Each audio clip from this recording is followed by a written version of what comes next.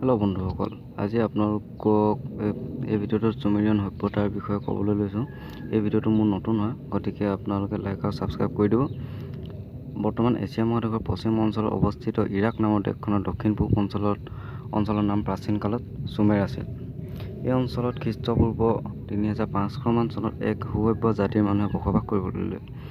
তেওঁলোকক সভ্যতাকে চুমেৰীয় সভ্যতা বুলি কোৱা হৈছিলে। সেই সময়ত টাইগ্ৰিছ আৰু ইউফ্ৰেটিছ নদীৰ দুখনৰ মাজৰ অঞ্চলটোৰ নাম তেতিয়া আছিল মেছোপটেমিয়া। মেছোপটেমিয়াতে চুমেৰীয় সভ্যতা বিৰাজ কৰিছিল। চুমেৰীয়সকলে নগৰ ৰাষ্ট্ৰ গঠন কৰিছিল। তেনে বহুতো নগৰৰ ভগ্নাৱশেষ ভালেমান মাটিৰ তলৰ পৰা খান্দি উলিওৱা হৈছে বৰ্তমান। তেনে নগৰবোৰ আছিল বেবিলন, বৰচিপা, কিছ, অপিচ, উমা, এৰেক, আৰু এৰিডু ইত্যাদি। প্ৰায় 2000 বছৰ ধৰি চুমেৰীয় সভ্যতা চলিছিল আৰু তাৰ পিছত ক্ৰমান্বয়ে ধ্বংসপ্ৰাপ্ত হয়। তেওঁলোকে প্ৰথমবাৰৰ বাবে লিপি আৰু চিন ব্যৱহাৰ কৰিছিল বুলি প্ৰমাণ পোৱা গৈছে। তেওঁলোকে হেনো একোটা শব্দৰ বাবে একোটা চিন ব্যৱহাৰ কৰিছিল। তেওঁলোকে ধাতুৰ ব্যৱহাৰ জানিছিল। সংখ্যা লিখা দশমিক পদ্ধতি তেওঁলোকে উদ্ভাৱন কৰিছিল।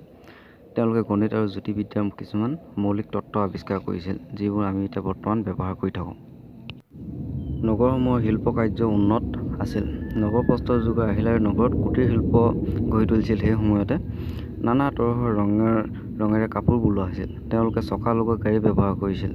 নগৰ একোখন বৃহৎ দেৱালেৰে ঘেৰি ৰখা হৈছিল আৰু নগৰবোৰত তেনে দেৱালৰ ভগ্নাৱশেষ বৰ্তমানো পোৱা যায়, যিবোৰ মই আপোনালোকক দেখাই আছোঁ। নগৰবোৰ সুদৃশ্য মঠ মন্দিৰ আছিল আৰু পুৰোহিতসকলে পূজা পাৰ্বণ কৰিছিল। এইবোৰ আগৰ দিনত পুৰোহিতসকলে। এয়াই আছিল চুমেৰিয়ান সভ্যতাৰ চমু ইতিহাস। বন্ধুসকল, আজি মই আপোনালোক চুমেৰিয়ান সভ্যতাৰ বিষয়ে ক'লোঁ।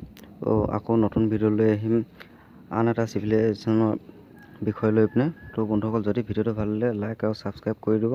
তো মোৰ চেনেলটো নতুন হয় আৰু আপোনালোকে কেনে পালে ভিডিঅ'টো মোক কমেণ্ট কৰি জনাব। ধন্যবাদ।